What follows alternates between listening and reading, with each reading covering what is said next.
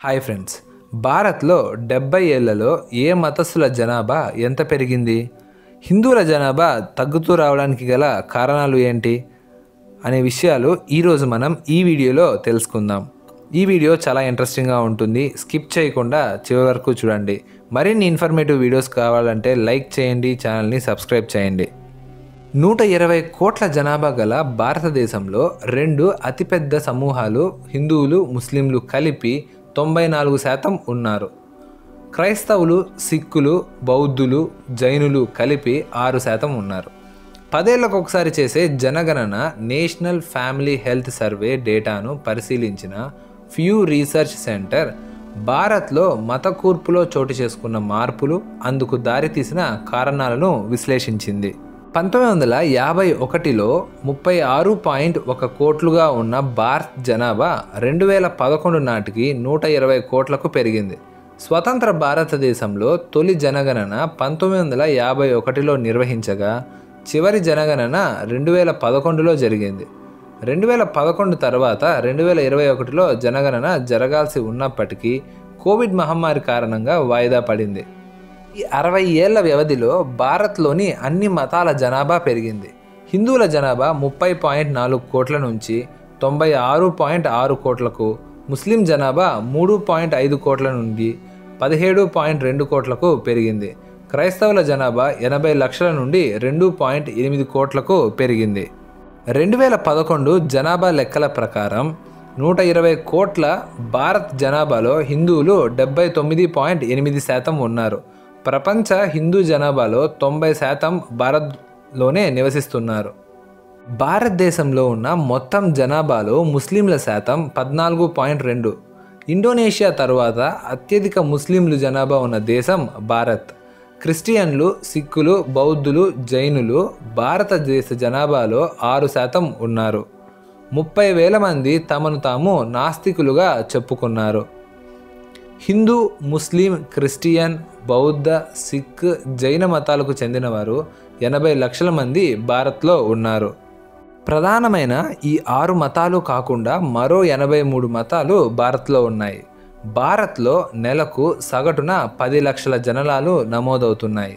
ఈ జననాల రేటు ప్రకారం చూస్తే ప్రపంచంలోనే అత్యధిక జనాభా గల చైనాను 2030 నాటికి భారత్ అధిగమించే అవకాశం ఉంది. ముస్లింలలోనే అధిక సంతానోత్పత్తి రేటు ఉంది. 2015 గణాంకాల ప్రకారం భారత్లో ముస్లింలలో అత్యధిక సంతానోత్పత్తి రేటు 2.6గా ఉంది. అంటే సగటున ప్రతి 100 మంది ముస్లిం మహిళలు 260 మంది పిల్లలను కంటున్నారు.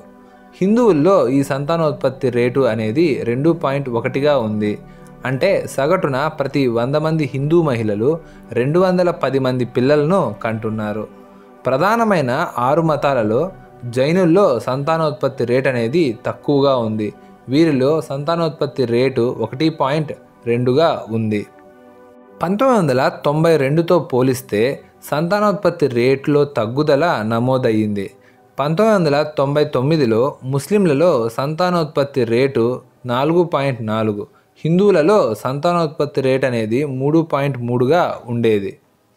జనగణన ప్రారంభమైన తరువాత 2-3 దశాబ్దాలలో హిందువుల కంటే ముస్లింలలో జనాభా వృద్ధి రేటు అధికంగా ఉన్నప్పటికీ క్రమంగా ముస్లింలలో జనాభా వృద్ధి రేటు తగ్గుతూ వచ్చిందని ఫ్యూ రీసెర్చ్ అధ్యయనం గుర్తించింది. ముస్లింలలోని ఒక తరంలో 25 ఏళ్లలోపు మహిళల్లో సంతానోత్పత్తి రేటు దాదాపుగా సగానికి తగ్గడం ఆశ్చర్యకరంగా ఉందని వ్యూ రీసెర్చ్ సెంటర్ అధ్యయనకర్త స్టెఫానీ క్రామర్ చెప్పాడు. మొత్తంగా చూసుకుంటే భారతదేశంలో మహిళల సంతానోత్పత్తి రేటు 1990లో 3.4గా ఉంటే 2015 నాటికి అది 2.2కి తగ్గింది. ముస్లింలలో అది 4.4 నుంచి 2.6కి తగ్గింది. అంటే సగటున ప్రతి ముస్లిం మహిళ 1990 నాటితో పోలిస్తే 2015 నాటికి 2 పిల్లలను తక్కువగా కంటున్నట్లు లెక్క. 60 ఏళ్ల కాల వ్యవధిలో భారతదేశ జనాభాలో ముస్లింల వాటా 4% పెరిగింది. హిందువుల వాటా దాదాపు అంతే స్థాయిలో తగ్గింది. మిగతా మతాల జనాభా వాటాలో పెద్దగా మార్పు లేదు. మిగతా భారతీయ మహిళల కంటే ముస్లిం మహిళలు ఎక్కువ మంది సంతానాన్ని కనడం, మొత్తం మత కూర్పులో చోటు చేసుకున్న స్వల్ప మార్పునకు కారణమని స్టెఫానీ క్రామర్ అన్నాడు.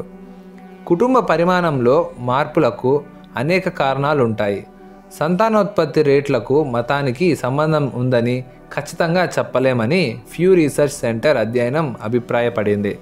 అనేక ఇతర దేశాల మాదిరిగా కాకుండా భారతదేశంలో జనసంఖ్యలో మార్పులపై వలసలు, మత మార్పిడిల ప్రభావం పెద్దగా లేదు. మతపరంగా జనాభా కూర్పులో వ్యత్యాసాలకు సంతానోత్పత్తి రేటు కొంతమేర కారణం కావచ్చని చెప్పారు.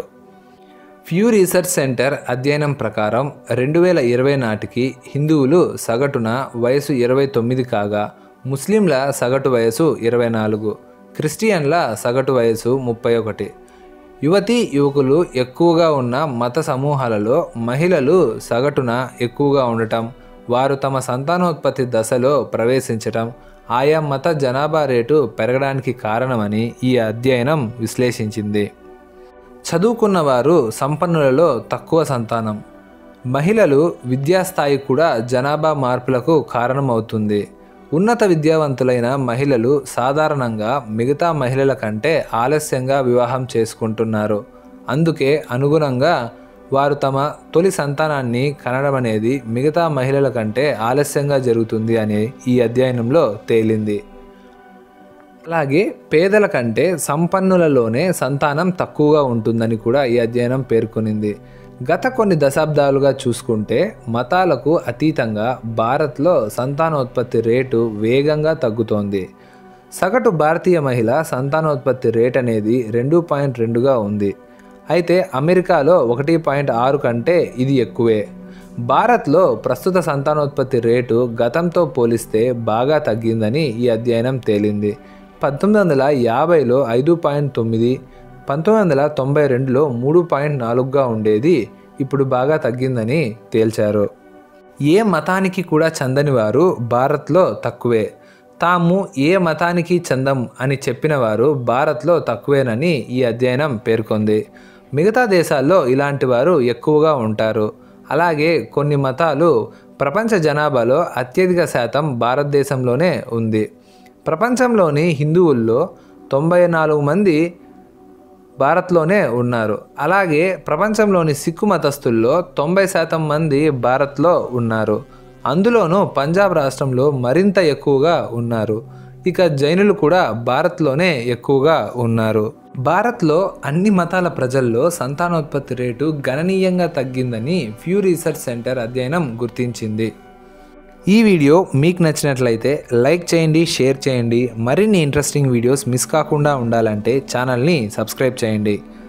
Thanks for watching.